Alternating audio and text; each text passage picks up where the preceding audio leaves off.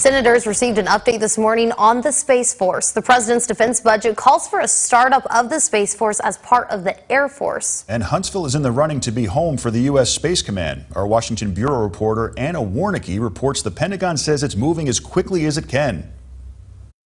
The bottom line is the next major conflict may be won or lost in space. Acting Secretary of Defense Patrick Shanahan says our adversaries are targeting our satellites. Both China and Russia have weaponized space with the intent to hold American capabilities at risk. Shanahan told senators on the Armed Services Committee that the Pentagon will move ahead with plans to launch a Space Force. Shanahan says the goal is to have a team based inside the Pentagon devoted entirely to space by 2024, but lawmakers from both parties are not enthusiastic. This doesn't make any sense to me at all. West Virginia Democratic Senator Joe Manchin says it's a waste of resources. The president's 2020 budget calls for $72 million next year to stand up the Space Force with 200 employees. I'm having a real hard time understanding why we need this other agency. You've got everything at your disposal right now. I guess we need some convincing that there is a necessity for a sixth branch within our armed services. Iowa Republican Joni Ernst says she's concerned the Space Force will divert critical resources. And the implications of